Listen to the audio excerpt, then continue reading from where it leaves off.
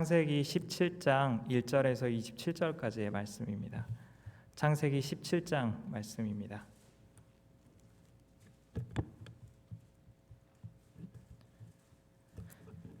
창세기 17장 1절에서 27절까지의 말씀입니다.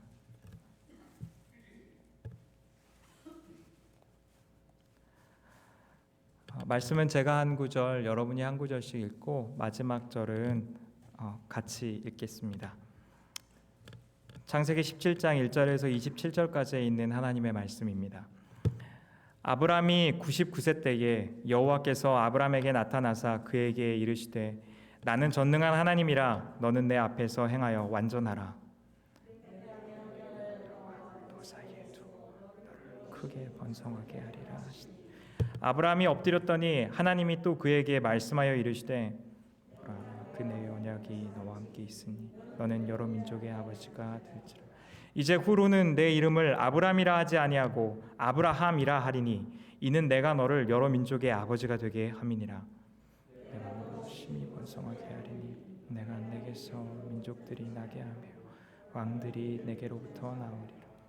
내가 내 언약을 나와 너 및 내 대대 후손 사이에 세워서 영원한 언약을 삼고 너와 내 후손의 하나님이 되리라. 내가 너와 내 후손에게 내가 거류하는 이 땅 곧 가나안 온 땅을 주어 영원한 기업이 되게 하고 나는 그들의 하나님이 되리라. 하나님이 또 아브라함에게 이르시되 그런즉 너는 내 언약을 지키고 내 후손도 대대로 지키라. 너희 중 받으라. 이것이 나와 너희와 너희 후손 사이에 지킬 내 언약이. 너희는 포피를 베어라. 이것이 나와 너희 사이의 언약의 표징이니라. 너희의 대대로 모든 남자는 집에서 난 자나 또는 너희 자손이 아니라 이방 사람에게서 돈으로 산 자를 막론하고 난지 8일 만에 할례를 받을 것이라. 너희 집에서 난 자든지 너희 돈으로 산 자든지 할례를 받아야 하리니 이에 내 언약이 너희 살에 있어 영원한 언약이 되려니와 할례를 받지 아니한 남자 곧 그 포피를 베지 아니한 자는 백성 중에서 끊어지리니 그가 내 언약을 배반하였으니. 하나님이 또 아브라함에게 이르시되 내 아내 사레는 이름을 사레라 하지 말고 사라라 하라. 내가 그에게 복을 주어 그가 내게 아들을 낳아주게 하며 내가 그에게 복을 주어 그를 여러 민족의 어머니가 되게 하리니 민족의 여러 왕이 그에게서 나리라. 아브라함이 엎드려 웃으며 마음속으로 이르되 100세 된 사람이 어찌 자식을 낳을까? 사라는 90세니 어찌 출산하리요? 하고 아브라함이 그의 아버지께 아뢰되 이스마엘이나 하나님 앞에 살기를 원하나이다. 하나님이 이르시되 아니라 내 아내 사라가 내게 아들을 낳으리니 너는 그 이름을 이삭이라 하라. 내가 그와 내 언약을 세우리니 그의 후손에게 영원한 언약이 되리라. 이스마엘에 대하여는 내가 내 말을 들었느니라. 내가 그에게 복을 주어 그를 매우 크게 생육하고 번성하게 할지라. 그가 12 두령을 낳으리니 내가 그를 큰 나라가 되게 하려니와 내 언약은 내가 내년 이 시기에 사라가 내게 낳을 이삭과 세우리라. 하나님이 아브라함과 말씀을 마치시고 그를 떠나 올라가셨더라. 이에 아브라함이 하나님이 자기에게 말씀하신 대로 이날에 그 아들 이스마엘과 집에서 태어난 모든 자와 돈으로 산 모든 자 곧 아브라함의 집 사람 중 모든 남자를 데려다가 그 포피를 베었으니 그의 포피를 벤 때는 99세였고 그의 아들 이스마엘이 그의 포피를 벤 때는 13세였더라. 그날에 아브라함과 그 아들 이스마엘이 할례를 받았고. 다 함께 읽겠습니다. 그 집의 모든 남자 곧 집에서 태어난 자와 돈으로 이방 사람에게서 사온 자가 다 그와 함께 할례를 받았더라. 아멘. 예.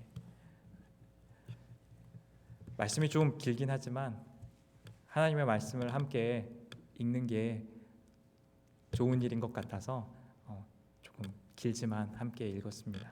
잘 읽어주셔서 감사합니다. 창세기 16장에서 아브라함은 하나님의 약속을 머물러 기다리기보다 하갈이라는 자신의 방법을 통하여서 상속자를 삼기로 합니다. 아브라함이 선택했던 이 방법은 머지않아서 많은 문제점들을 드러내게 됩니다. 임신한 하갈의 교만한 멸시로 인하여서 사라는 상처받았고 사레와 아브라함의 관계 또한 위기에 처합니다. 그리고 여종과 주인의 관계의 갈등은 극단적으로 치달았습니다. 아브라함의 이러한 선택이 있은 지 13년이 지나고 하나님께서 아브라함에게 나타나서 말씀하신 지는 적어도 15년 정도가 지났을 이때에 하나님께서는 아브라함에게 다시 한번 나타나십니다. 그때 오늘 말씀이 기록하기를 아브라함의 나이가 99세였다라고 이야기하고 있고 사레의 나이는 90세였다라고 이야기하고 있습니다. 아브라함의 나이가 99세였다라는 것은 아브라함 자신도 알고 있는 것처럼 더 이상 그를 통하여서 혹은 사레를 통하여서 자손을 낳을 수 없는 상태가 되었습니다.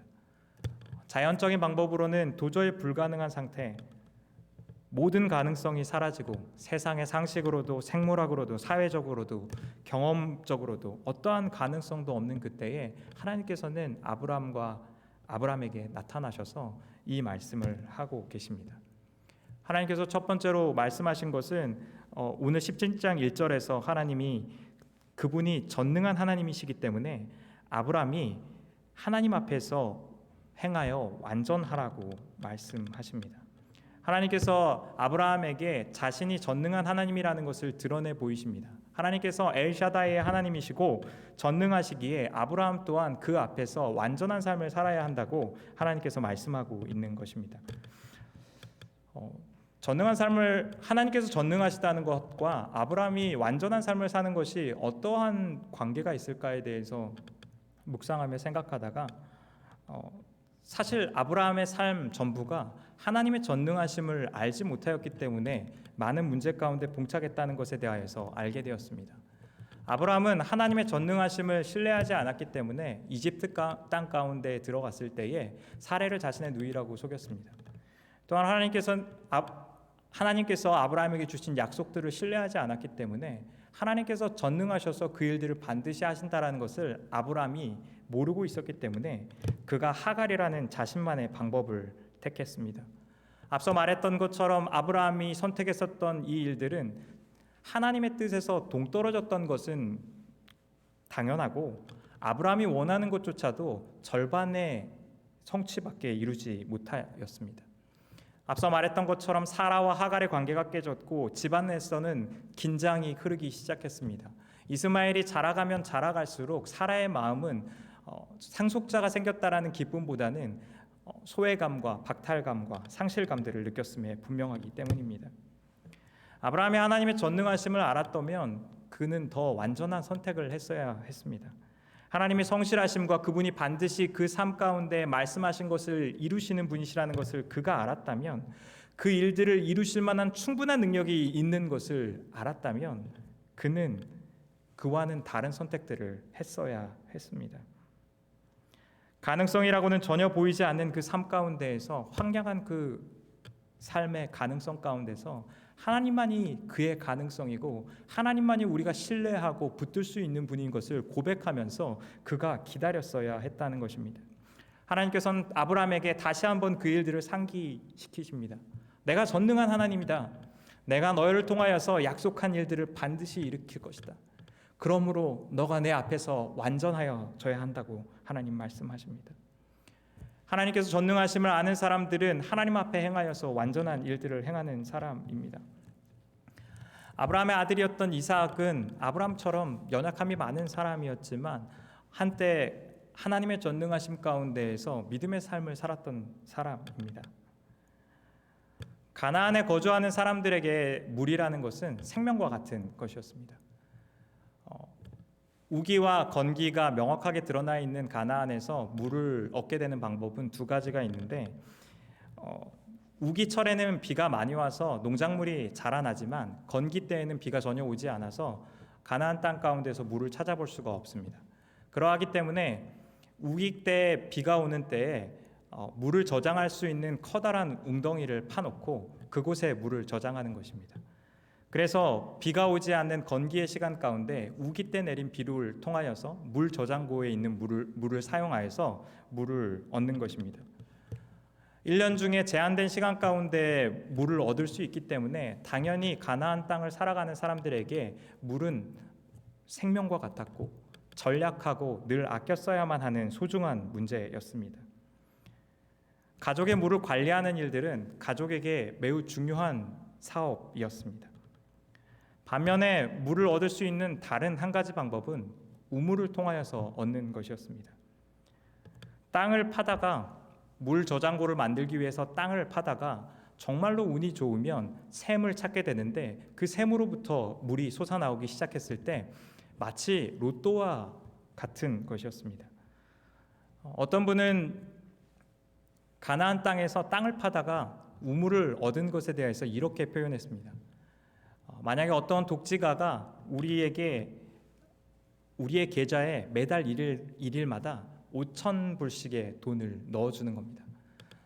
이달 동안 그 5,000불들을 다 사용하고 났는데도 그 다음 달 1일이 되면 어김없이 5,000불이 들어오는 겁니다. 매달 1일이 되면 그 5,000불이 들어오는 삶, 그게 바로 우물을 가진 자의 삶이었습니다. 물에 대해서 걱정하지 않아도 되는 삶, 물이 안전하게 그의 삶 가운데서 공급되는 삶이 우물을 소유한 자의 삶이었습니다. 이삭은 우물을 소유한 사람이었습니다.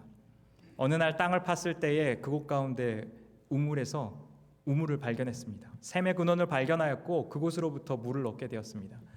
그런데 그랄 땅에 살고 있는 그 목자들이 그곳에 와서 이삭에게 그 우물을 달라고 이야기합니다. 이삭은 갈등을 피하여서 그리고 그랄 땅의 목자들이 요구하는 대로 그 우물을 내어주고 또 다른 곳으로 향합니다.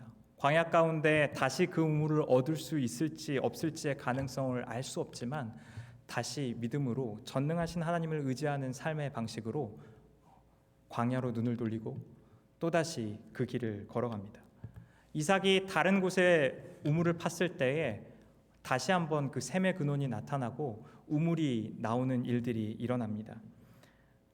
다시 한번 그랄의 목자들은 그 우물을 탐냈고 그것을 달라고 요구했을 때 이삭은 그것을 또 한번 내어줍니다. 그리고 세 번째에게 우물을 파서 우물을 얻게 되었을 때에 더 이상 다툼이 그쳤다라는 이야기들을 하고 있습니다. 광야에서 우물을 포기하고 내어주는 것은 생명을 내어주는 것과 같은 겁니다. 그런데 전능하신 하나님께서 이삭의 삶 가운데에서 함께 하신다라는 것을 신뢰하지 않는다면, 그 삶 가운데에서 공급하시는 하나님이 없다면 이삭이 이러한 결정들을 결코 할 수 없다는 겁니다.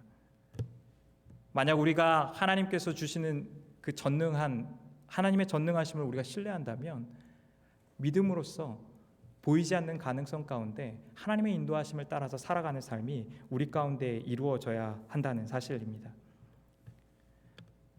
하나님의 전능하심을 신뢰하는 삶은 우리의 삶을 완전하게 하는 능력입니다. 하나님께서 만약 전능하신다는 것 사실을 우리가 신뢰하지 않는다면 우리는 세상의 흔들림을 따라서 마음이 흔들려야 합니다. 하나님의 전능하심을 우리가 신뢰하지 않는다면 우리는 내일을 염려하며 불안과 두려움 가운데에서 살아야 합니다. 하나님의 전능하심을 우리가 신뢰하지 않는다면 우리는 이웃을 향하여 우리의 소유를 나누기보다 미래를 대비하기 위하여서 악착같이 한 푼이라도 더 모으기 위해 발버둥 쳐야 할 것입니다. 우리가 하나님의 전능하심을 신뢰하지 않는다면 우리에게 가장 두려운 소식은 죽음일 것입니다. 그러나 우리는 하나님의 전능하심을 믿기에 하나님 앞에서 완전하게 행하는 자들입니다. 모든 그리스도인들은 하나님의 전능하심을 아는 자들이기에 하나님께서 너희를 통하여서 이 땅을 복되게 하겠다는 하나님의 약속을 신뢰합니다. 세상의 악함과 절망스러운 상황 가운데서도 절망 가운데 빠지는 것이 아니라 그리스도 안에 있는 소망을 가지고 기쁨 안에 거하는 것이 그리스도인들의 삶입니다. 하나님이 전능하시고 이 땅을 다스리고 계시기 때문에 하나님께서 반드시 그분의 계획을 이루시는 분이시기에 우리가 기뻐하며 즐거워하며 두려움과 불안이 아니라 감사와 기쁨으로 살아가는 겁니다. 하나님께서 전능하시기 때문에 우리의 삶을 돌보시고 우리 삶을 보호하시기 때문에 우리에게 주어진 소유의 일부를 우리가 나누면서 살아갈 수 있습니다. 미래에 대하여서 내가 준비하는 것이 다가 아니라 하나님께서 우리의 삶을 책임지신다는 믿음 때문에 우리가 우리의 것을 나눈다는 사실입니다. 하나님께서 전능하심을 신뢰하기 때문에 우리에게 닥쳐오는 죽음이 우리에게는 부활의 기쁜 소식으로 다가옵니다. 하나님께서 사망을 이기시고 우리의 삶을 구원하셨기에 하나님께서 예수 그리스도와 함께 우리 삶을 일으키시는 소망 가운데에서 어떠한 환난과 고난이 닥쳐와도 우리가 그 전능하심을 붙들며 살아가는 자들이 그리스도인의 삶입니다. 오늘 본문 말씀의 2절에서 8절까지는 하나님께서 아브라함에게 언약을 다시 한번 갱신하십니다. 그리고 그 언약의 내용들은 더 확장됩니다. 단순히 아브라함에게만 이 언약을 하는 것이 아니라 아브라함의 후손 가운데에서 이 언약을 이루시겠다라고 하나님 말씀하십니다. 그러면서 아브라함에게 새로운 이름을 허락하십니다. 아브라함의 이름은 아버지께서 높임을 받는다라는 이야기입니다. 그러나 하나님께서 아브라함의 이름을 바꾸어서 아브라함이라고 이야기할 거라고 이야기합니다. 그러면서 아브라함의 뜻은 열국의 아버지라는 이야기입니다. 하나님의 언약의 내용이 담겨 있는 것이 그의 이름이 되었습니다. 하나님께서 아브라함에게 약속했던 것은 그의 삶을 통하여서 많은 민족들이 일어나고 왕들이 그를 통하여서 일어날 것이다라는 약속을 하셨는데 그 이름에다가 하나님의 약속을 그대로 새겨 넣었다는 사실입니다. 하나님은 아브라함의 이름만을 바꾸신 것이 아니라 사레의 이름 또한 사라로 바꾸셨습니다. 사레의 이름은 공주나 혹은 여주인이라는 의미를 갖고 있었습니다. 그러나 그 이름을 열국의 어머니라고 하나님께서 바꾸십니다. 하나님께서 하나님의 약속이 그의 정체성이 되어서 살아가는 삶을 아브라함과 사라의 삶을 통하여서 이루시고 계십니다. 우리가 그리스도를 믿을 때에 하나님께서는 우리에게 새로운 정체성을 주십니다. 우리가 세상이 우리에게 부여한 정체성이 세상이 우리에게 말하고 있는 너가 벌고 있는 돈이 너의 외모가 너의 도덕성이 너의 출신 학교가 너의 정체성이라고 말하고 있는 이 거짓 정체성이 아니라 하나님께서 우리에게 말씀하신 그 정체성이 우리 정체성이 되는 삶이 바로 그리스도인의 삶입니다. 하나님 우리를 하나님의 자녀라고 말씀하십니다. 우리가 하나님의 유업을 받을 사람들이라고 하나님 말씀하십니다. 하나님께서는 우리를 거룩한 나라이며 제사장이라고 말씀하십니다.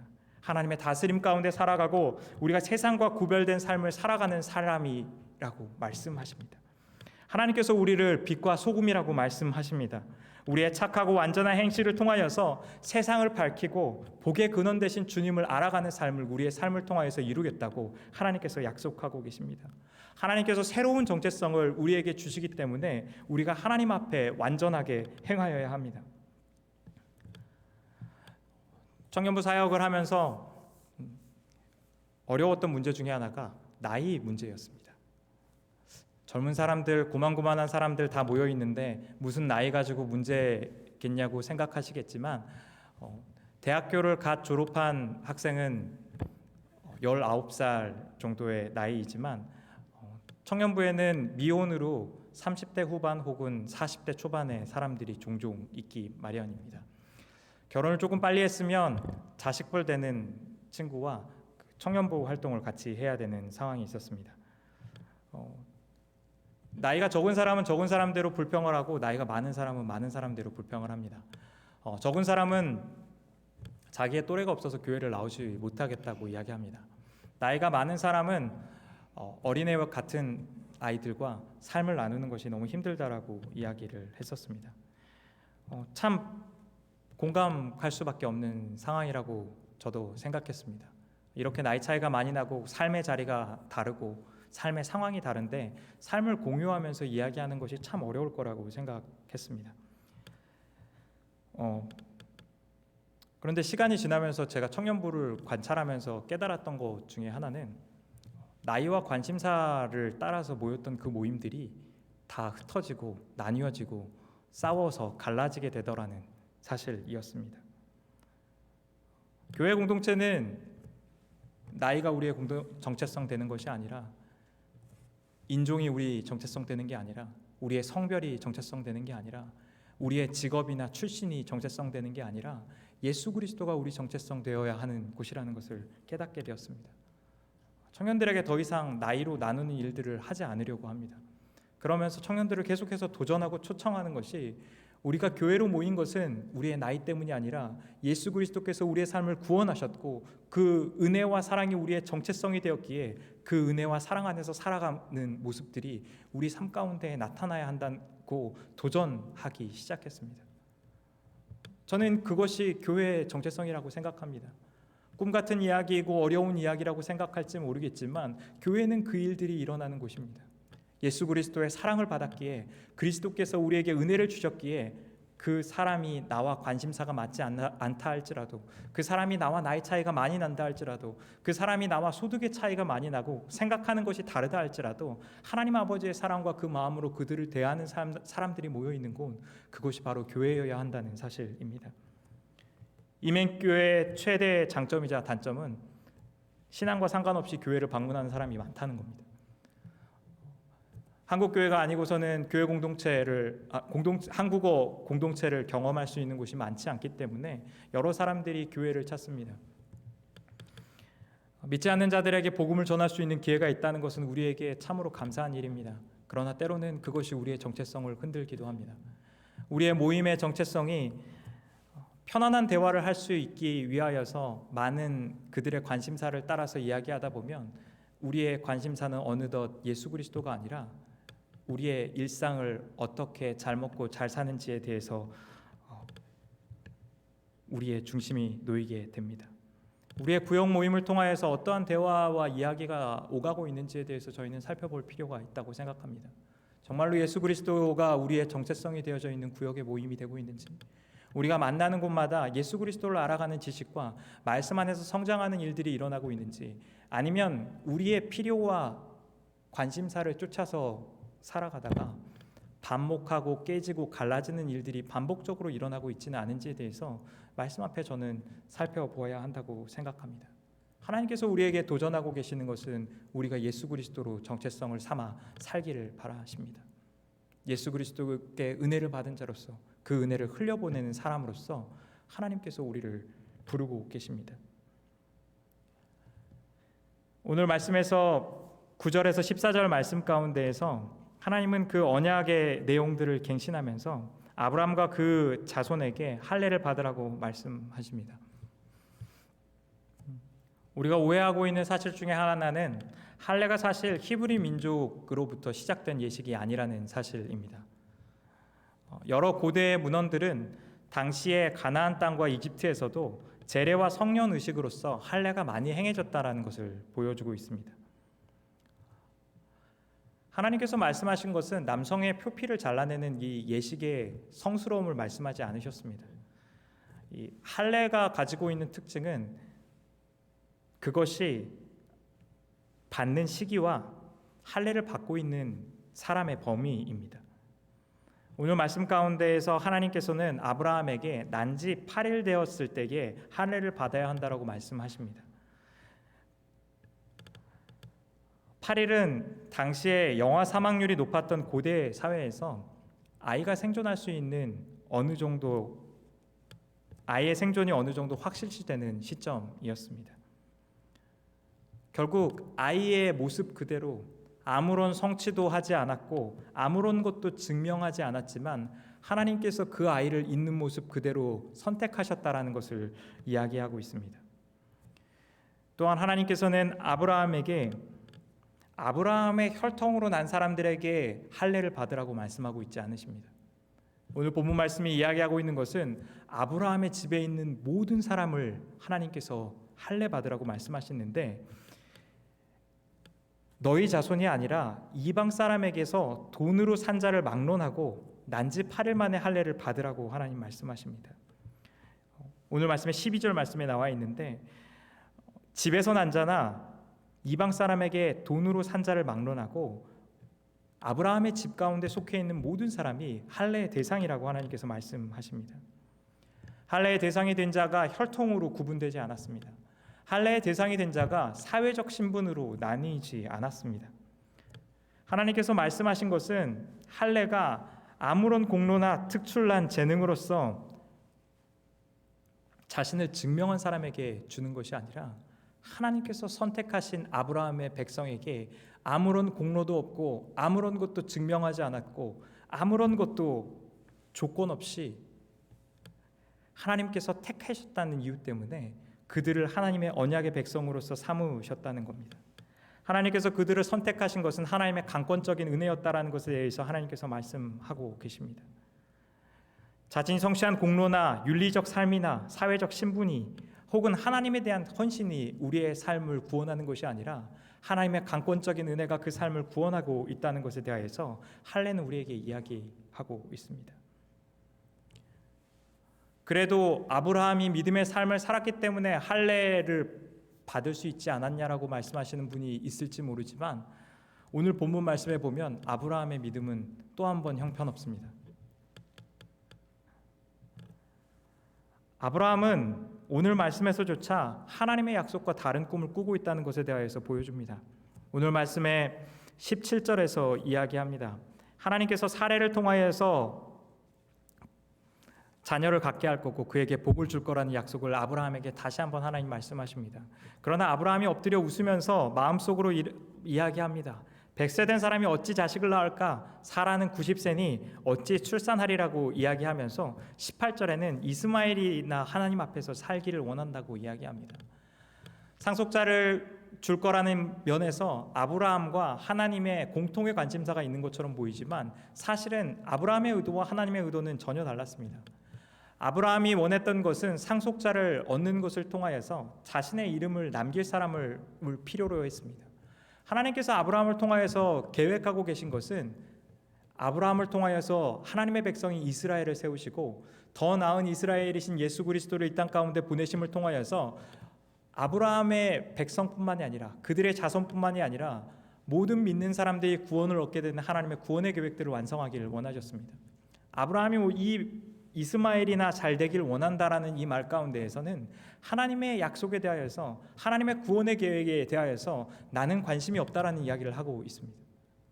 그가 바랬던 것은 자신의 상속자를 얻는 것이지 하나님의 구원 계획을 믿음으로써 성취하는 삶을 살아가고 있지 않았다는 것을 오늘 본문 말씀은 보여주고 있습니다.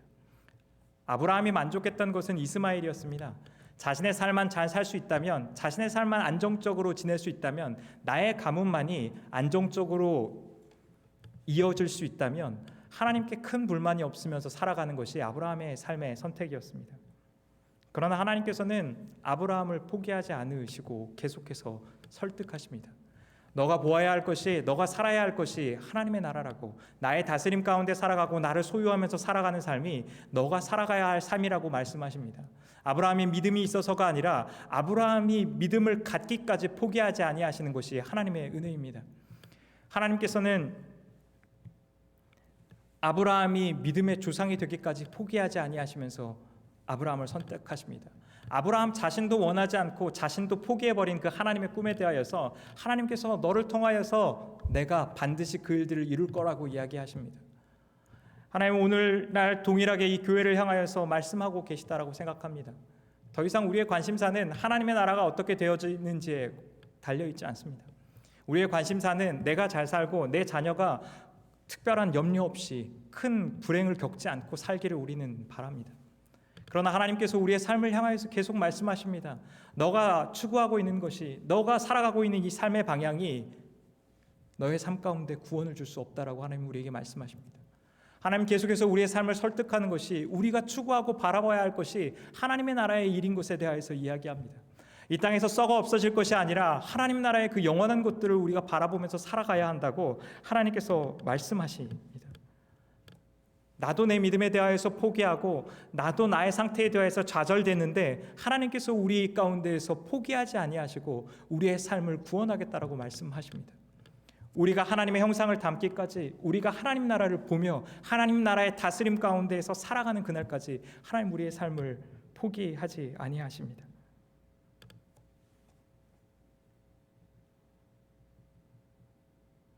하나님께서 자격도 없고 믿음도 없는 우리의 인생을 선택하셨습니다. 하나님께서 자격도 없고 믿음도 없는 교회를 이 땅 가운데 선택하셨습니다. 마지막 때가 다가올수록 하나님께서 그들을 붙드실 것입니다. 사람들은 교회에 더 이상 소망을 찾지 않겠지만 하나님께서는 그 보이지 않는 곳 가운데에서 아버지의 일들을 반드시 행하실 것입니다. 하나님 우리에게 물으시는 것은 우리가 하나님의 그 초대 가운데 응답할 것이냐라고 묻고 계십니다. 오늘 이 한인장로교회 가운데에서 그 하나님의 은혜와 긍휼하심과 우리를 향하여서 그분의 나라로 초대하시는 그분의 음성을 듣고 그 한량한 없는 그 은혜를 아는 일들이 한인장로교회 성도님들 가운데 있기를 주님의 이름으로 축원드립니다. 기도하겠습니다.